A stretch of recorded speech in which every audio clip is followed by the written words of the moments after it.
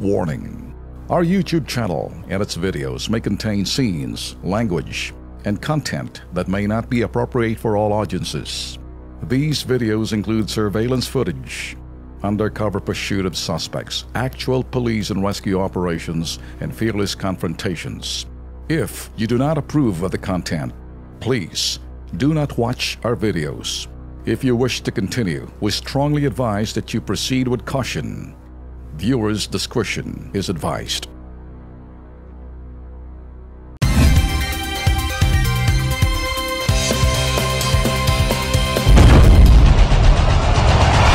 Luzon, Visayas, Mindanao, handa na ba kayo? KB, kilos pronto! KB, kilos pronto! Serbisyong totoo mga boss, ito ang sumbungan ng bayan. Ora mismo, aksyon agad at maaasahan. Sunod-sunod ang kilos sa pagbabalita. Nakatutok ang mata sa problema na nakikita. Lahat ng question ay may solusyon. Sa bawat hinaing katumbas ay aksyon. Kilos pronto! Di ka na magtitiis at mabibigyan ka dito ng resulta mabilis. Dahil ang bitag, walang pinapalagpas. Sa tropang Ben Tulfo, wala kang ligtas. KB, kilos pronto! KB, kilos pronto! Ipaglalaban ng karapatan, problema'y matutugunan. Maraming katanungan dito ay masusolusyonan. Kilos pronto! Kakampi ng masa, humanda ang lahat. Sa bawat abusado, ito na ang katapat. Napakatibay na programa na inyong hinahangad. Walang patumpik-tumpik at kumikilos agad-agad. Kilos pronto! Ang ating sumbungan, madali lapitan at agaran kang matutulungan. Na kahit anong krimen, handa naming harapin. Basta hustisya'y makamit, lahat ay aming gagawin. KB, kilos pronto! KB, kilos pronto! KB, kilos pronto! Magandang hapon Pilipinas, Luzon, Visayas at Mindanao. Kumusta ho kayo? At mga suki ho natin sa ibayong dagat. Basta't may mga Pinoy ho, abot ho namin yan sa pamamagitan ho ng live streaming ho natin. Lex, kumusta ka? Ayos naman, paring Ben. At sana po'y nasa mabuting kalagayan rin po ang ating mga kababayan. Lalong-lalo na mga kababayan ho natin nasa Eastern Visayas. Yes. Ito po yung banda ho na probinsya ho ng Leyte kung saan po tinamaan po. Napakalakas ang lindol, Ben. 6.5. Wow.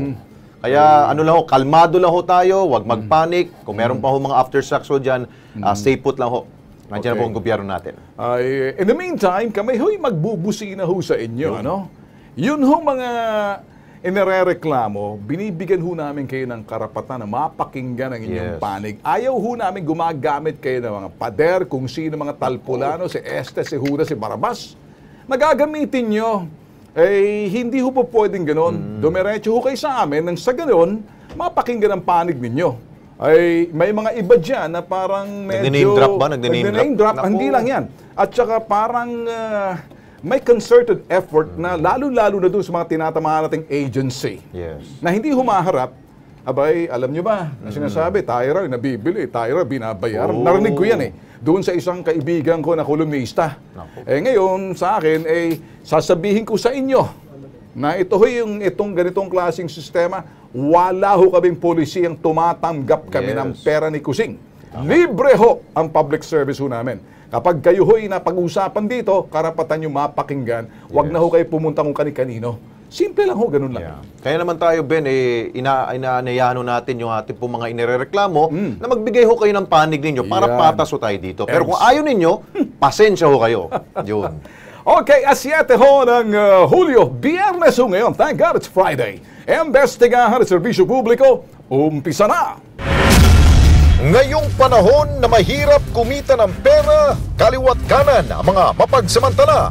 Ang mga dorobo naglipa na. Kung sumipsip daig pa ang mga linta, alamin sa Kilos Pronto. Makunat na agency, hindi nakapalag. Kung hindi kay bitag, pera ng mga nagreklamo, baka nakulimbat. Alamin sa Kilos Pronto. Ang manhole na ito sa General Trias, Cavite, salot sa mga tao.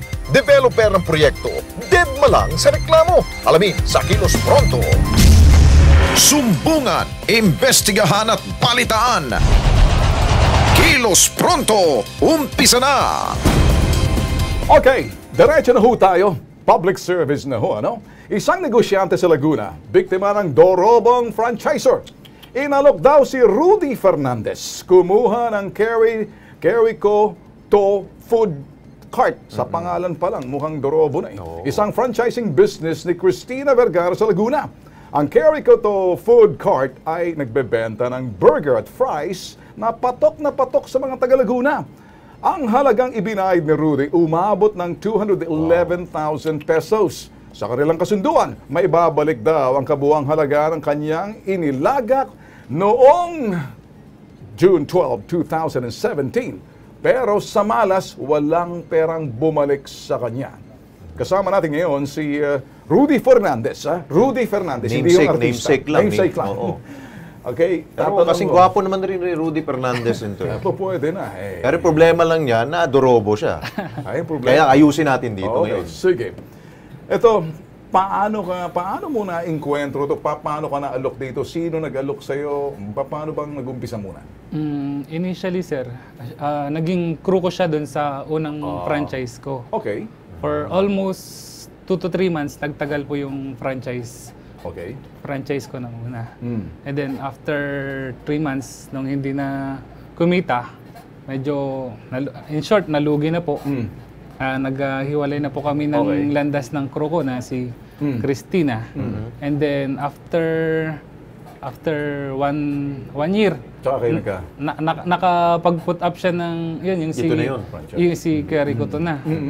So, pangalan after 1 year, parang nag-cross ulit ng landas namin. Tapos inalok ako na, tapos nag-invest Sir, ka? pwede bang mag-invest ka sa amin? So, sa makatuwid, nag-invest ka roon? Nag-invest po kami. Ang sabi niya, pwede mong ma-refund kung sakaling walang nangyari? Hindi naman po refund. Parang may in 20 days, parang may certain date na ROI? Parang return of investment na tawag nun? Hindi po, parang 20 days, ibabalik niya yung puhunan? Initial capital ko at saka with interest po siya. Okay. Parang investment to. So parang humiram ka ng pera tapos parang nag-invest ka. Parang yung personal pinahiram mo sa kanya tapos babalik sa iyo pati interest. With interest. Okay, sige, susubukan natin tawagan ng San Pedro BPLO. Okay, Laguna. At para makita natin kung sarado ba to o bukas pa to, kinakailangan dito bay mapasara. Pero ito'y balita ko parang sarado na ata. Patok na sa Laguna to Tama ba? Patok na po. Actually, parang patok na siya, pero kung dorobo naman ang kanyang estilo, masisira rin yan. Iba yung patok na doon sa kanang nilalako, pero yung naglalako, yun ang may problema. Yung franchising business. Babalikan natin ito mamaya, ha? Okay, sige. Dito naman tayo paring Ben sa ating pong Kilos Pronto update. Ang mga dating empleyado ng Avail a Work Agency. Ito rin po, abot tenga na po ang ngiti. Kung bakit, panoorin po natin.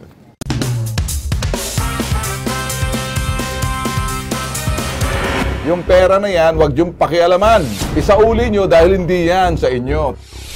Yan ang sermon ni Bitag sa agency na Avail a Work Agency na inirereklamo ni Jessen Mauricio at 7 pa niyang kasamahan. Dahil sa loob na mahigit 3 buwan ay pinabalik-balik sila ng naturang ahensya. Pero hanggang ngayon ay wala pa rin ang ipinangakong cash band ng mga dating empleyado. Minsan nag-follow up po kami ang sabi, still for processing. Pag may ibang araw, sabi may cheque, wala lang daw pong pirma ng signatory. Tapos minsan po, kinakancel yung tawag namin.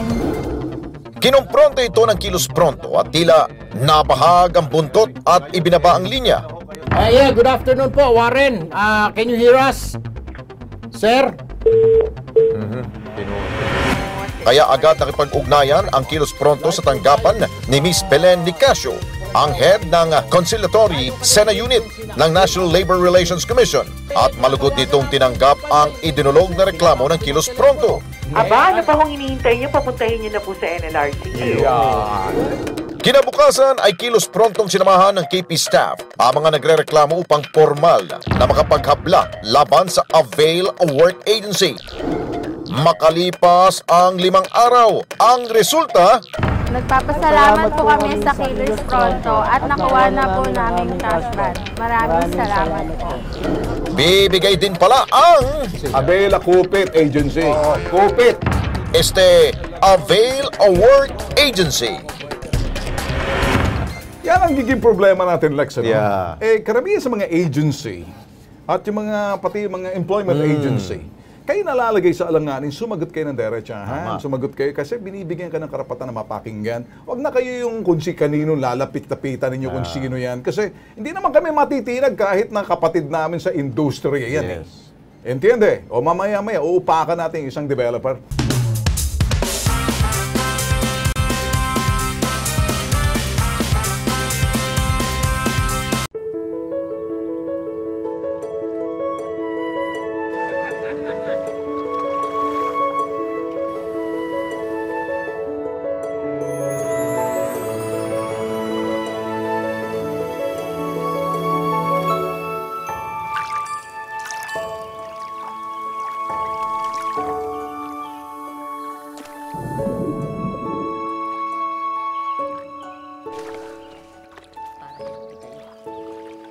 The fish are eating. So should you, anak.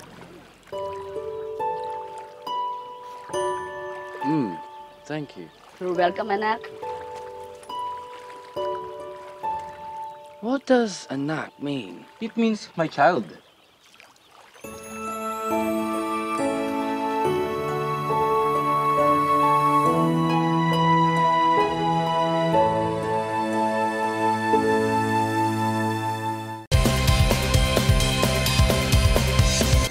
Nagbabalik ho ang Kilos Pronto. Thank God it's Friday. Balikan ho natin ang reklamo ni Rudy Fernandez tungkol sa Carry Ko To Food Cart Franchise. Eto ho, sa telepono ho natin si Elsa Santos, happy ho ng Business Permit and Licensing Office sa BPLO ng San Pedro, Laguna. Ma'am, magandang hapon po. Magandang hapon po. Ay, may idudulog ho kami sa inyo, ma'am. Itong reklamo ho ng nilapit ho sa atin. Dito ho si Rudy Fernandez na siya raw ho'y nag-gancho ho ng kanyang business partner into a franchising business with a promise na mabibigay daw ho yung sinasabing capital and interest in 3 months or 4 months. Hindi ho nangyari ng sinisingil ho. Tsaka wala na hong parang hindi na ho existing business to, sa bahay lang nag-o-operate. Ano hong magagawa ng ating BPL ho rito? Sir, ang magagawa po natin tulong dyan, iimbitahin po natin yung may-ari ng business. Okay. Taga San Pedro naman po yan. Yes, ma'am. Sa bahay na lang po yata nag-o-operate, wala daw pong operation. Yes, ma'am. Pero andun pa rin yung owner, so iimbitahan po natin, pati po yung nagre-reklamo. Yan, okay. Para po mapagharap natin sila, pero in case po na hindi po tumupad kung ano pa mapag-uusapan nila, mai-issuehan po natin ng notices ito pong may-ari ng business. At kung talaga pong sa pinag-usapan ay hindi siya tutupad, maaari po natin i-close ang business niya. Okay. Parang wala na ho daw yung kanyang business, sa bahay na lang daw ho, ma'am. So, in this case, parang ang dating ho, patatawag nyo na lang for compliance. Kaya lang ho daw, ma'am, ito ho yung Carry Ko To Food Cart, sikat daw ho to ng mga fries, burger and fries sa San Pedro, Laguna. Ito usapan ho nila nitong nagrereklamo si Rudy Fernandez sa kanyang inirereklamo. Ang problema lang ho kasi parang franchising ho, under the guise of franchising, pero ho, parang partnership ho. Ibibigay ko sa yung capital ko ngayon, ibabalik mo sa akin, plus interest o ROI, hindi ho nangyari. So ano hong masasabi niyo? Sana nga po yung complainant nag-ano rin sa amin, gumawa ng letter, kasi po agad-agad namin ina-actionan po yan Iniimbitahan po namin agad yung mga inirereklamo pong business dahil ang city mayor po at ang Office of the Business Permit, talaga pong nakaalalay po sa lahat ng business ng mga nagre-reklamo pong mga kliyente po and constituent po ng San Pedro. Ma'am Elsa, magagawa ho namin, papupuntahin ho namin si Rudy Fernandez po natin agad turn ng action po yan. Yes, ma'am. Okay ba sa'yo, Rudy? Yes, sir. Alright, anything else? May gusto kang sabihin kay Elsa Santos? Napakabait ng hepe ng business permit to, BPLO. Anything gusto mong sabihin? Po, ang gusto ko lang naman po mangyari, parang maibalik lang po yung puhunan namin kahit wala na po yung interest. Tapos okay na po. Hindi na po kami magrereklamo or hindi na po kami magsasampa ng case. Mabalik lang po yung initial capital namin. Siguro That's naman, ma'am, magagawa nyo ng paraan nyo. Opo, Ma'am sir. Elsa. Opo. Okay. Marami na rin po kaming naayos na ganyang problema Ayun po. naman pala eh. Ayun naman pala. Ma'am, kami ho, nagpapasalamat po sa inyo pag tanggap po ng Ina-actionan tawag po, namin. sir, ha? agad yung mga ganyan, mga naargabyado pong mga tao. Yun. Alright, sige. Ma'am, maraming salamat ho. Ano? Okay po, sir. Thank you po. Po ba, papupuntahin ho namin itong nagre-reklamo ho. Ano? Samahan na rin ho namin. Thank you so much, ma'am. Licensing office. Alam mo, paring Ben, ang kainaman pala doon, mukhang ano na pala ni Ma'am Elsa to. Meron na pala silang case study niyan. yes. Gusto lang nilang maulit ito at na masosolve din itong problema. Ako naman, nakita ko yung BPLO. Yung seriousness ng BPLO to help. Yes, tama. Yan, isa rin yung sa city nila, San Pedro, ano? Kami sumasaludo ho sa inyo. Sana pag may ganitong klaseng sumbong, talagang... Poder kasi sa kanila rin yan dahil mga lisensya. Alright.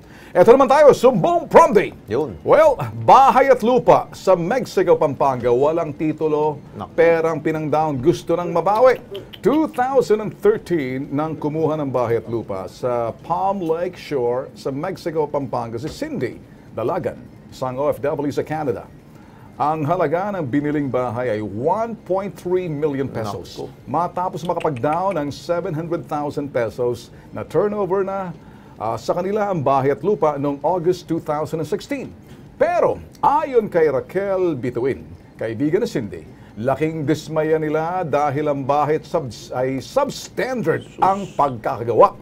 Butas ang kisame, bitak-bitak ang pader, at wala pa raw kuryente at tubig. Sus Mariosep, ano to? Ang pinakamatindi pa nitong Marso, nalaman nila na wala pang titulo ang binibiling bahay at lupa.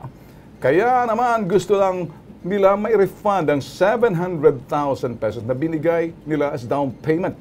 At take note, pro-friends ho to Alam nyo ang pro-friends, in fairness, parang parang nasa receivable na. Ano na to nasa parang kay sa Metrobank GT na, GT Capital ata In fairness sa kanila, nakikipag-settle naman sila rito meron tayong mga kasong gano'n na dito. Yes, Ayos naman. Okay, sa iyo kaibigan ka ni Cindy? Yeah, po. Okay, Cindy. So you're here representing para dun sa kaibigan mo. Yes, sir. All right. Ano bang sinabi ng pro-friend sa inyo? Ang sinabi po nila sa amin, that day na nagkuha ng bahay yung friend ko, within 15 months o 18 months matatapos yung bahay at pwede na siyang lipatan. So lumalabas talagang hindi substandard? Hindi po. Ang dami po nilang dahilan na kesyo daw na pag pumupunta ako doon, hindi daw pwedeng pumunta ng site hanggang ban ka lang, hindi ka pwedeng bumaba. Ikaw ba merong special power of attorney para sa kaibigan? Yes, sir. Meron Alright, so parang lumalabas, ayaw kang papasukin ng pro-friends? Hindi po, hanggang ban lang po talaga. Ayaw kang papasukin sa site, sa mismong site. Sa bahay. Opo. So parang nakatiwangwang yung bahay, bitak-bitak, yung sabi niyo may kisa, paano yung nalaman ito, nasilip niyo? Ano po, pumunta po ako ngayong June lang po. June, yung last June na to. Last month. Opo, last month lang po. Ano nakita mo? Yun po, chinek ko yung bahay, lalo siyang worse, sir. Last year na pumunta kami ulit nung friend ko, umuwi kasi siya, sabay kami umuwi para i-check yung property niya, kinuha sa pro-friends nga. 2013 niya nabili ito? Opo. Yung kasagsagan na kung saan maraming reklamo talaga sa pro-friends. Ito yung developer na pinagtatakpan ng mga ibang mga media dyan sa alawahan. Okay?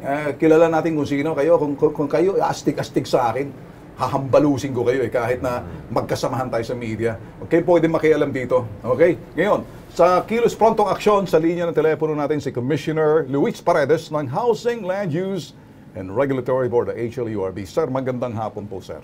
Magandang hapon din po. Alright. Sir, kasama ho natin si Alex Santos, si Ben Tulfo. Live ho tayo sa PTV4, sir. Ito ang Kilos Pronto. Hello, Commissioner. Opo. Okay. Magandang hapon po. Commissioner, eto na naman. Reklamo ho. Siguro naman, marami na kayo natatanggap na reklamo ho sa pro-friends. In fairness sa kanila ho, may mga inaayos naman sila, inaareglo. Pero ito ho yung mga dating problema pa ho ng 2013 na binili nila. Hindi ho na pwedeng lipatan kasi bitak-bitak daw. Kisame, ang dami yung problema. Pati ho yung bahay mismo, hindi ho nila mapasok kasi kuminsan ayaw ho siyang papasukin dahil sa van lang daw. Ang dami hong binibigyan na dahilan ho ng pro-friends. Ito ho ba, sir? Nabigyan nyo ba talaga ng I don't know kung ano hong pamamagitan ho ang inyong magagawa ho rito, ang HLURB sa ProFriends. Well, una po, no, pwede namin silang impose ng fine, no, for violation ng kontrata nila with the buyer. Okay. Yun po yung pwedeng impose ng HLURB, no. Pero yung complainant po mismo, no, yung mga karapatan niya dyan, or yung buyer mismo, ang mga karapatan niya dyan is, una, pwede niyang hindi muna bayaran yung mga installment, payments, no, hanggang sa hindi naaayos yung bahay. Pero, Commissioner, si Alex Soto, nakapag-down na ho sila ng 700,000 and ang gusto lang ho na may-ari ho, ma-refund ho nila dahil talagang hindi daw ho talaga suited for for occupancy ho eh. Yun po yung second right nila. Yung pangalawang karapatan nila is to ask for a full refund. Okay. Dahil hindi na-comply yung buyer, yung seller, doon sa kanyang obligasyon to deliver the property in good and habitable condition within the period na nakalagay sa contract. Commissioner, so din po yun for refund. Refund. Commissioner, alam nyo, marami hong nanonood sa atin ng mga OFW, at marami hong mga nabiktima rin ho rito, mga OFW. Sir, siguro, salamat ho sa inyong paliwanag, kasi kahit na paano, bigay hulinaw yan, yung pamantayan kung ano yung karapatan ng buyer at ano yung mga responsibility pananagutan ng developer. Sir, pwede ho bang masamahan ho namin itong complainant sa inyo? Kami ho mismo, idokumento natin na talaga hong naibalik ho yung refund. Sabi nyo, number 2, full refund, kinakailangan na ho rito. Kasi kung titingnan ho natin yung record ho ng etong ProFriends na to, marami ho talaga silang reklamo, sir eh. Hindi lang ho dyan sa Pampanga to, Meron ho marami sa Cavite rin dyan. In fairness sa kanila, inaayos ho nila kasi nagpapalit-palit ho sila ng ng marketing ho nila eh. Kaya papangako yung marketing na, pagkatapos yung papangako, hindi naman magbibigay, second marketing, papasok na naman, kaya napakagulo eh. Kaya nahihirapan ho sila makipag-settle. Yun ho ang aming pagkaalam. Ngayon ho, kung nakikinig ho sana ng ProFriends, gusto ho namin sabihin sa kanila, may karapatan ho silang bumisita sa aming tanggapan dito ho, sa live, interviewin ho natin, para makapagpaliwanag. ProFriends, kung nakikinig kayo, wag na kayong gumamit ng kani-kanino, pwede kayong dumiretso sa Kilos Pronto. In the meantime, sir, ay nasabi na sir, samahan ho namin sa inyo, maidokumento ho lahat to para naman makita ho tamang pamantayan, matuto ho yung ibang mga OFW nanonood ho sa atin sa pamamagitan ng Kilos Pronto program. Marami ho silang matututunan sa binigay niyo kanina, sir. Okay, so, sir? Ano po, ang mga buyers po dapat, kailangan i-check muna kung yung project ay may lisensya. Kung ngayon, kung may lisensya, i-check din po nila, kung yung developer mismo ay reliable. Mati-check nila po yon sa aming, sa aming website o kaya pwede sila pumunta sa aming opisina kasi makikita natin sa records kung yung developer na yan ay hindi reliable. Through baka na-issue ng maraming CDO yan, yung Citizen Order. Sir, at hindsight, sir, mabilisan, sir, at hindsight, kumusta ho ang standing ho ng ProFriends sa HLURB? Sa palagay... Hindi ko alam wala ako ngayong access. Sige, di bale, sir, kasi kami ho, matagal na ho namin sinusubaybayan ho to, sir. At sinubukan pa ho nilang mag-alok ho sa amin. Kami ho sa bitag, ay hindi ho namin tinatanggap. Ganito na lang ho, sir, kung sakalang nakikinig ho sila sa amin, tutuhanan ho yung sinasabi ho namin, sir. Kami ho, papunta sa inyo, hihingi na ho kami ng tulong para magkaliwanagan ho, sir. Kung gustong pumunta ng HLURB, may karapatan ho sila. Kung gusto naman ng HLU pumunta sa aming tanggapan ho, dito mismo, on the air, ay sa TV station ng PTV4, pwede ho namin sila i-accommodate para mapakinggan ho kanilang mga panig. Sige po, kung Ganun, sir, sasamahan na lang namin, sir, Malaking tulong hong HLURB dito, sir. I'm sure kapag inyo pong natulungan po ito pong bisita namin ngayon, and I'm sure para ito pong can of worms, na kapag natulungan, I'm sure dadagsain po kayo ng ating pong mga kababayan na na-denggoy ho nitong ProFriends nito. Marami yan, okay? Well, thank you, Commissioner. Pupuntahin nyo sila sa aming tanggapan, sa Family IT Building para ma-check namin yung records. At kung siguro po makapagpadala rin kami ng monitoring team para inspect yung mga houses na mismo sa kahit na hindi part ng complaint. Okay, sir. para ma-check namin yung ano. Would that Attorney Luis Paredes ng HLURB Commissioner? Maraming salamat po sa inyo. Sige po. Alright. Sa iyo naman, Sydney? Raquel po. Si Raquel. Si Sydney yung may-ari. Raquel, sasamahan ka namin dito. O malinaw naman sa iyo kung anong sinabi ng HLURB. Okay? Okay, sir. Alright, sige. Gagawa ng paraan ng HLURB dyan. Okay, dito ho tayo. Mga ka-KP, medyo magaan-gaan muna tayo. Bisita tayo sa mga magagandang lugar sa Pilipinas. Marami po humanga sa ganda ho ng islang ito nang maging location at sikat na US reality show na Survivor. Muntik na ako sumali dito eh. Yung nga lang, pang-Amerika kasi ito. Okay. Pero marami pang natatangi at may pagmamalaki po ang isang ito dyan po sa Caramoan Island. Panurin po natin. Amped up by the mind-blowing stunts in CWC,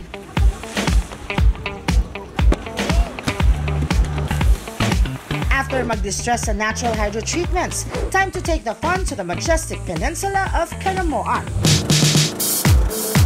A world-renowned tourist attraction and home to internationally acclaimed reality series, Survivor. Mula sa Naga City, take the bus to San Jose then travel by jeep to Sabang Port. Catch a boat ride to Guialo Port for 2 hours. Kasama na sa biyahe ang sightseeing sa magagandang tanawin.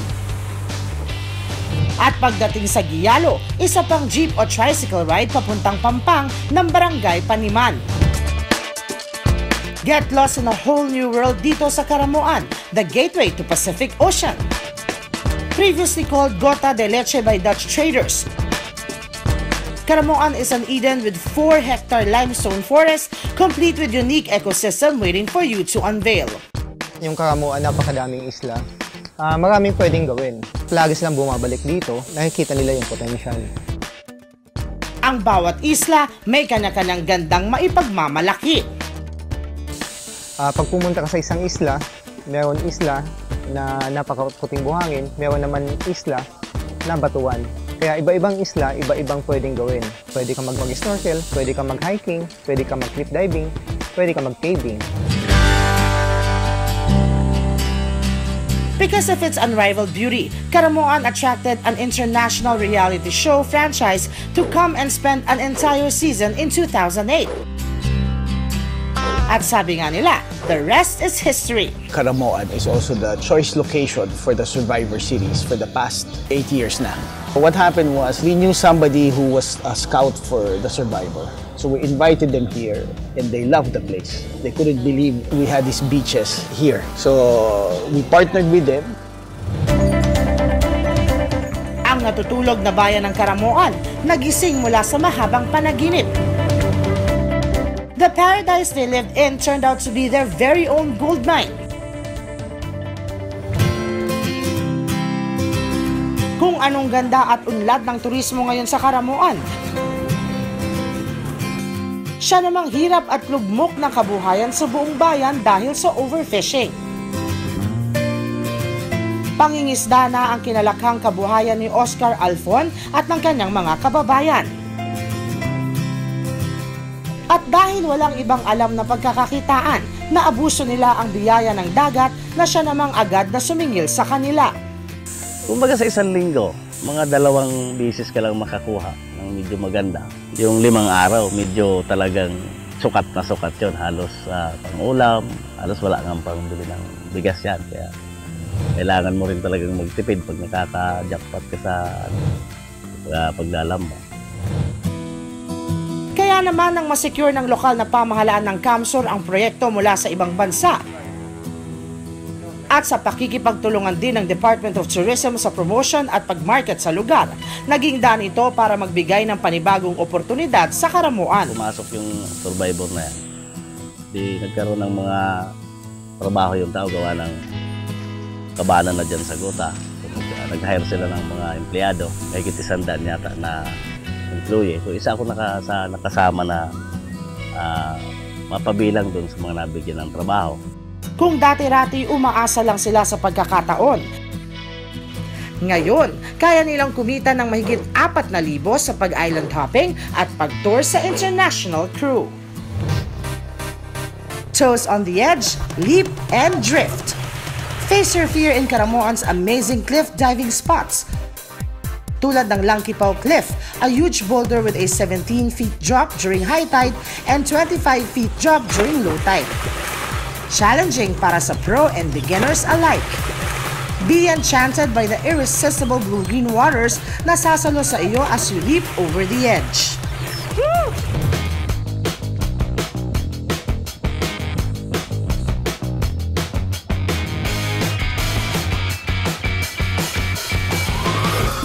Plunge into a world of castaway adventures and survive the thrill in Caramoan, the land of the fearless. Dare to explore this Sunday, 7 p.m. on iTravel Pinas.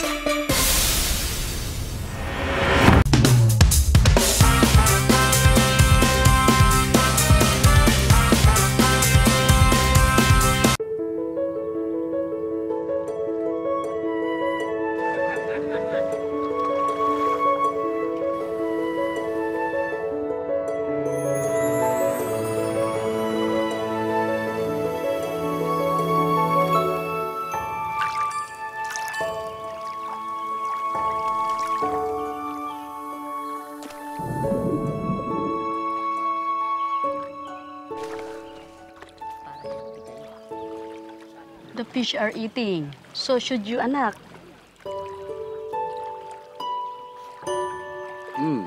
Thank you. You're welcome, anak. What does anak mean? It means my child.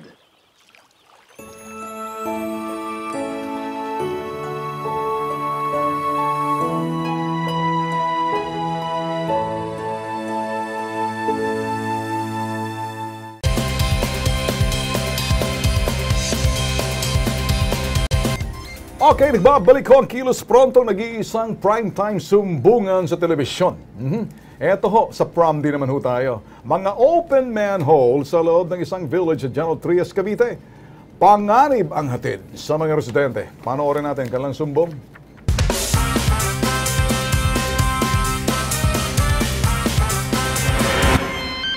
Isang mensahe ang ipinadala ng isang concerned citizen sa Hybrid Integrated Public Service ng Kilos Pronto. Ang reklamo, ang mga nagkalat na open manhole sa loob ng Lancaster New City sa General Trias, Cavite. Matinding perwisyo na raw ang inaabot ng mga residente ng Lancaster City. Sa katunayan, may naaksidente na raw dito sa mga manhole na ito. Ang nakapagtataka, ilang beses na raw nilang inilapit ito sa pamunuan ng Lancaster. Pero mukhang nagbibingi-bingihan ang pamunuan ng kanilang developer. Sa larawang ipinadala sa Kilos Pronto ng concerned citizen, makikita ang dugo ang ulo ng kanyang 2 taong gulang na anak matapos itong mahulog sa manhole na malapit sa kanilang bahay. Nagtamo rin ng gas-gas sa mukha ang kanyang anak. Kaya naman, panawagan ng mga residente sa pamunuan ng Lancaster. Abay, magising naman kayo sa katotohanan at takpan na ang mga bukas na manhole. Linawin ho natin mga KP. Ito'y random ho to. Nagkataon kanina, pro-friends may-ari ho ng Lancaster sa Cavite yan. Sa General Trias. Kaya kayong mga nasa pro-friends at kung sino mga supporter ninyo, mga taga-hilot ninyo dyan, babaliin ko mga daliri ninyo sa paghihilot-hilot nyo. Dahil ang hilot dito, mismo yung may-ari ng pro-friends or yung pamunan ng pro-friends ayusin. Pag ang isang subdivision, inireklamo kayo ng mismo mga residente ninyo, ala kayong kakwenta-kwenta. Ibig sabihin, ang pangangasiwa ninyo, walang dating at ewan ko kung anong inaatupag nyo. Ngayon, eto, para sa Kilos Prontong Aksyon, sa linya ng telepono natin si Winifred Harin, ang administrator ho ng General Trias, Cavite. Okay? Magandang hapon po, Winifred Harin. Magandang hapon po sa inyo. Sir, ilalapit lang ho namin sa inyo. Ito ho yung reklamo ho sa loob ho mismo ng Lancaster. Yung mga open manhole, mga residente na ho mismo nagre-reklamo. May nahulog na bata na ho rito kung matatandaan ko, binisita ho namin tong lugar na to Nakikita ho namin ang kalidad ng kanilang mga bahay. Ito pati mga manhole, dinadaanan. Makikita yung bahay. Parang akala mo mga cardboard na pinagdikit-dikit lang ho yan. Hindi naman iniinsulto natin, sir. Sir, ano magagawa ninyo rito? Well, ang magagawa po namin dyan, pwede po namin i-call yung attention ng pro-friends. Hindi pa sir, pwedeng bisitahin ho natin to? Pwede po. At kayo kami naman mismo po on our side, meron naman kaming, kumukuha naman po sila sa amin ng building permit at saka yung mga fencing permit, occupancy permit. Yes, sir. So, simple lang naman ho, sir, yung hiling, sir. Ano lang, manhole open. May nahulog na kasi na bata na nag-aalala ho yung mga residente riyan. May homeowners na ho mismo ang lumapit na ho sa amin. Ginalapit ho namin sa inyo. Kung meron po makakarating po sa aming office, para makasama po kami sa pagbisita. Sige, sir. Kami sasama sa inyo. Ito mismo yung homeowners ay pupuntahan ho natin, sir. Sila ho mismo. Nilapit ho sa amin, sir. Ha? Opo. Okay, sir. Sige, sir. Magpapadala ho kami ng tao namin sa Kilos Pronto, sir. Pagkatapos, diretso sa inyo. Makikipag-coordinate ho kami. Okay? Makikipag-coordinate kami sa homeowners mismo, sir, ng Lancaster. Maraming salamat, sir. Yes, sir. Maraming salamat po. Magandang hapon. Okay, dito naman tayo. Sumbong OFW tayo. Isang OFW po ang ibinenta ho sa ibang amo sa halagang 28,000 real. Katumbas po yan ng 400,000 pesos. Matinding pang-aabuso ngayon ang kanya pong dinaranas. 4 na beses na raw pong ibinenta. Ito pong OFW ni si Janice Aquilio. Sa pinakabagong amo nito, matinding pang-aabuso raw ang ginagawa sa kanya ng Arabong amo. Nagsumbong na raw siya sa OWA, pero nang malaman ito ng kanyang amo, biruin nyo, pinakain siya ng panis na kanin. Sinubukan din na daw niyang magsabi sa kanya pong ahensya, dito po sa Pilipinas, ito pong Z Career Edge Incorporated. Pero, alam nyo ho, anong sinabi ng ahensya sa kanya? Imbis na tulungan, pinayuhan siya pong magpakamatay na lamang upang malaking pera daw makukuha ng kaanak nito. Kita nyo po, ganito po yung ahensyang ito. Naku po. Ito po ang kanya pong ipinadalang panawagan. Pakinggan ho natin. Hihingi po ako ng tulong. Binenta ako ng amo ko. Binenta po ako ng employer ko. Nakaisang buwan po ako doon. Tapos, na dumating po yung katulong niya. Pinaalis na rin po ako. Sabi, pupunta na daw ako sa tunay kong employer. Parang ipinagtabuyan po ako. Pagdating ko po na sa employer ko, 1 linggo lang. Pinaalis na naman ako. Binenta po ako ng 28,000 real. Pagdating po dito, ayaw po ibigay na sahod ko. Imakukuha ko lang na po yung pag tinapos ko yung kontrata ko dito. Sobra talaga. Ito, meron kami hong ginawang surveillance mula ho dito sa Z Career Edge Incorporated. Panoorin po ninyo.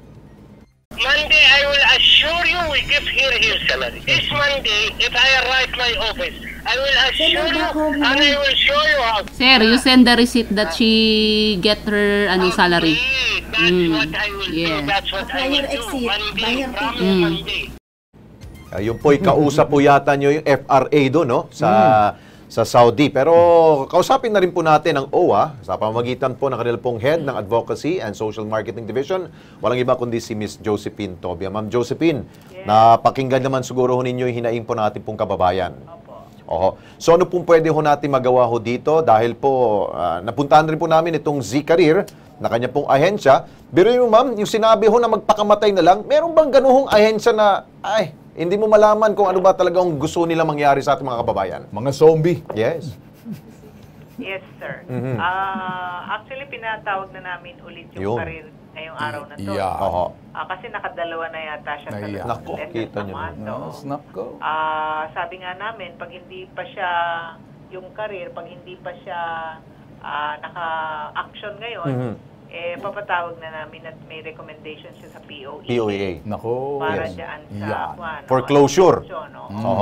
At the same time, pagbayaran niya yung mga pinagagawa nila sa pag-iwan ho sa ating po mga kababayan na OFW na ngayon po ay naghihirap po ngayon po sa ibang bansa. Yes. At nasabi naman ng Career na papauwi na siya within 10 days now. Or after 10 days.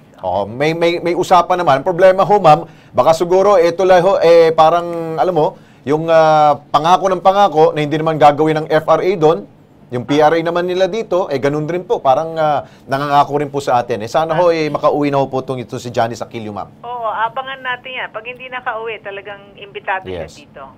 Okay, with that, Ma'am Josephine, meron pa ho kaming isa pa. May isa pa ho kaming idudulugo sa inyo. Pagpasensya nyo na po ang Kilos Pronto. No problem. Okay, Kung naalala ho ninyo, ito pa rin Ben, kung naalala ho ninyo mga KP, si Caroline Baronia ay yung OFW po mula sa Saudi Arabia na humingi po noon ng tulong sa atin dahil po sa dinaranas po niyang pang-aabuso po mula po sa kanya pong amo, kasama no natin si Caroline ngayon. Ito po.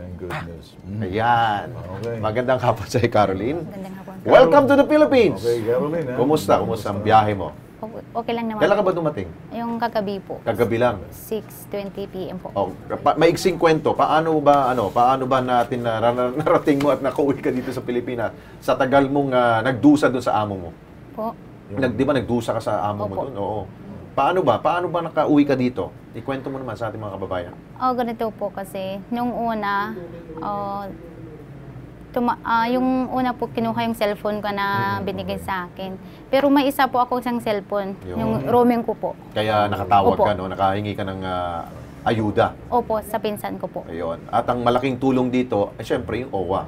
Kaya siguro, pasalamatan mong OWA, nasa linya si Ma'am Josephine. Ma'am Josephine, maraming salamat po sa tulong mo sa akin. Wala po ako dito ngayon kung dahil sa inyo po. Naku, salamat din kay Mr. Tulfo at kay Mr. Alex Santos, kaya ka napauwi. Mabuti naman nakarating ka ng maayos. So. Ako itanong ko sa'yo, parang kanina nung nakikita mo yung isang OFW na umiiyak, parang nakita ko parang naiiyak ka rin. Naintindihan mo kung ano yung sakit na pamamasan ng kasama mo. Opo. Yung unang employer po kasi, pinagtagahan po akong ginasa pero nakatakbo po ako sa kwarto po. Kaya nga, napakaswerte mo. Kaya yung isa kanina umiiyak, nakakasama ng loob kanina. Nakita ko sa'yo na parang nakatingin ka na tulala ka, kanina. Okay, pero nandito ka na ngayon. Ano mo na, ha? At sige, patuloy lang kami tutulong dito sa ginagawa namin. Relax ka na, nandito ka na, huwag ka nang umiyak.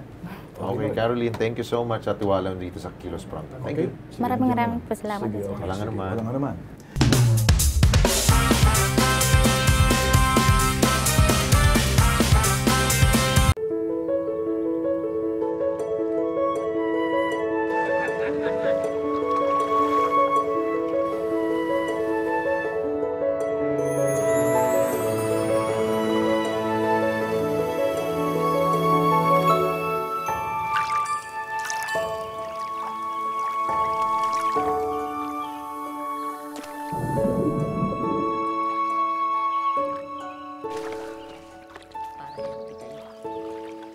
The fish are eating. So should you, anak. Thank you. You're welcome, anak. What does anak mean? It means my child.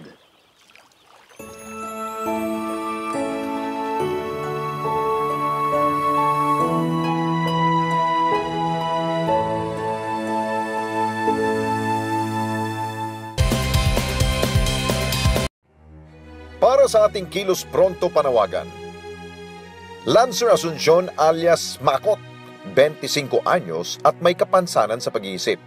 Ipagbigay alam kina Kenneth Asuncion at Joey Asuncion sa numerong 0936-421-3479.